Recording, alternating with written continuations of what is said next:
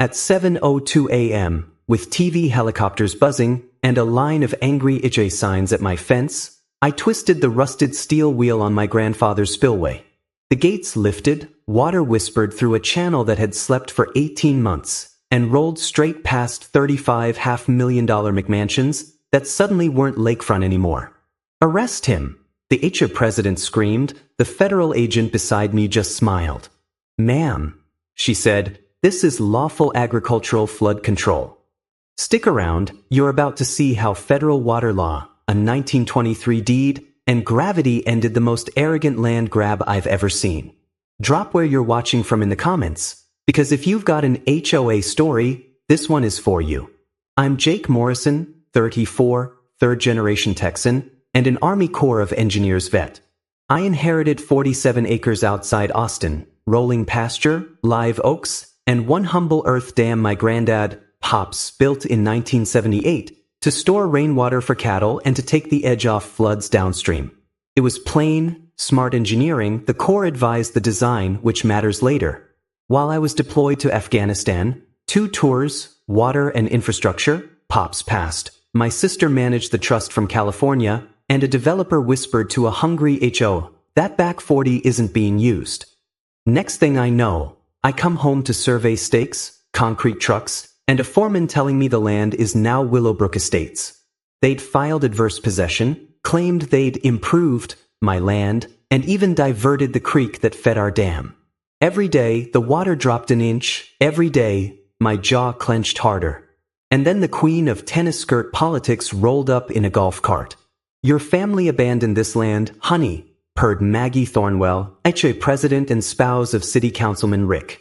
"We're just putting it to good use."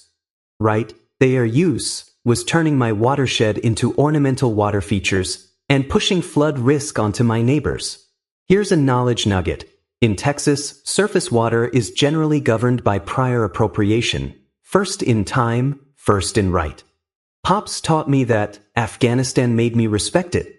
So I dug through county records like I used to hunt for IEDs, and found 2 bombs of my own, 1,978 dam permits showing the Army Corps involvement for flood control and watershed management. That triggers federal jurisdiction in a lot of cases, especially if you're altering flows or dredging/filling in waters and wetlands. Think Clean Water Act oversight. A 1923 water rights deed. My great-grandfather bought senior rights to Willow Creek, older than the subdivisions, older than the municipal system, older than most of the roads. Those McMansions were standing on landscaping dreams and someone else's water. Meanwhile, Maggie was on the local news calling my dam dangerous. Fun fact, FEMA's 100-year floodplain means a 1% annual chance of flooding, not once a century. Their new homes? Smack in that zone. Insurers initially balked until someone produced a flood mitigation plan that looked suspiciously like, "Let's just push the water onto Jake." Another nugget, diverting a natural waterway or filling a channel without the proper federal permits can rack up civil penalties in the tens of thousands of dollars per day under the Clean Water Act. Per day. So I documented everything. Trail cams, flow meters, sediment samples, time-stamped photos. My buddy Tony, now with EPA enforcement, confirmed my hunch. If they touched that creek without the permits, they were in deep. When intimidation fails, bullies switch to paperwork. I got hit with inspections, citations, a wellness check, unstable veteran, Maggie whisper campaigning, and a lowball eminent domain threat. They offered me $180,000 for land assessed near $900,000. I told them to add a 0 and try again, politely. But I wasn't playing defense anymore. While their PR machine cranked out "Protect Our Kids" content, we built a coalition. Amanda Cross, environmental attorney, pro bono and relentless. Downstream neighbors like Miguel Santos and Mrs. Chen, who'd farmed and gardened with Willow Creek water for decades. Audubon folks, who knew the creek wasn't just plumbing, it was habitat. Amanda flagged insurance fraud, false flood representations to secure big-ticket coverage. Banks had underwritten construction assuming legal, permanent water access. If those rights reverted to me, a lot of spreadsheets would catch fire. And the core training kicked in. I recalibrated the spillway gates Pops installed, hydraulic controls built for controlled releases. My plan was simple: restore historic seasonal flow, document it, invite regulators and press, and do it safely. Cliffhanger: the night before our operation, my cameras caught private security pouring concrete into the spillway to jam it. We cleared it under lights with a portable jackhammer and bagged the chunks as evidence. If they were willing to risk actual flooding to preserve a fake narrative, imagine the rest of what they'd done. We notified the volunteer fire department, posted signage, and called the neighbors. An EPA team arrived with meters. Reporters lined the pasture fence. Maggie set up a live stream, ready to film the catastrophe. At 25% open, the water murmured back into the original creek bed, the line it had carved long before any HOA bylaws existed. No surge, no chaos, just Texas rainwater going where geology told it to. On camera, we watched flow readings matching historical seasonal patterns, stock ponds and garden lines downstream spring back to life. Not one foundation flooded, because those decorative creek beds the HOA built weren't the creek. This was. Maggie shrieked for arrests. The EPA agent shook her head. Lawful agricultural operations, ma'am. A news anchor blinked into the camera. So, there's no flooding? You could feel a city change its mind in real time. When 3 concrete trucks rumbled into accidentally dump across the natural channel, federal agents stepped forward.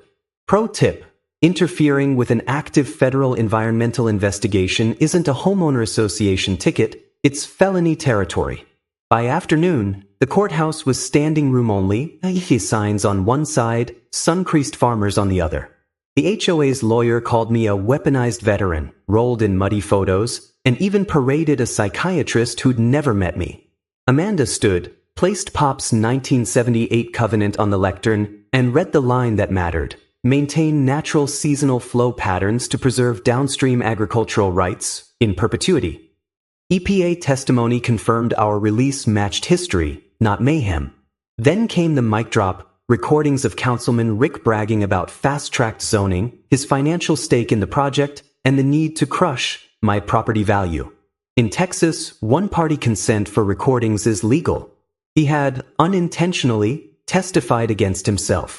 Judge looked at the federal agents, at the covenant, at the flow data, then denied the restraining order, barred interference, and greenlit the investigation into fraud and environmental violations. Outside, the press didn't swarm me, they swarmed Maggie. Over the next months, dominoes fell. Construction halted when insurers froze coverage over fraud concerns. EPA and state investigators widened their probe. The HOA dissolved. A new resident group formed, this time with an environmental charter. Our creek got designated a critical habitat corridor. Kayaks replaced concrete trucks. Property values? Ironically, restoration raised them. My land appraised higher with a verified watershed, not lower. We used settlement funds to buy Miguel's farm at auction and give it back to him. Mrs. Chen's garden became a demo site for drought-smart irrigation. The Guadalupe base came back, so did the birds. We launched Pop's Morrison Scholarship for rural students studying water. The first winner? Maria Santos, now at UT Austin for environmental engineering. That's what winning looks like. Not a headline, but a pipeline of talent who'll defend creeks long after we're gone. Document everything. Know your basin's history. Call regulators early. Coordinate safety. Control the narrative. Remember, lawful agricultural operations and historic flow maintenance aren't loopholes. They're the backbone of how the West was engineered to share water. The HO didn't lose to me. They lost to hydrology, history, and honesty. If this gave you hope or a plan, hit like so more folks trapped in HOA nightmares see it. Subscribe for the next story: how a city tried to seize my neighbor's solar farm, so she cut power to City Hall during the mayor's wedding reception. Yeah, that happened. Now it's your turn. Drop your HOA horror story or water rights question in the comments. I read as many as I can, and I'm building a playlist of step-by-step playbooks to help communities fight back, legally, safely, and together.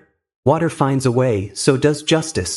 And in Willow Creek, both are flowing exactly where they belong.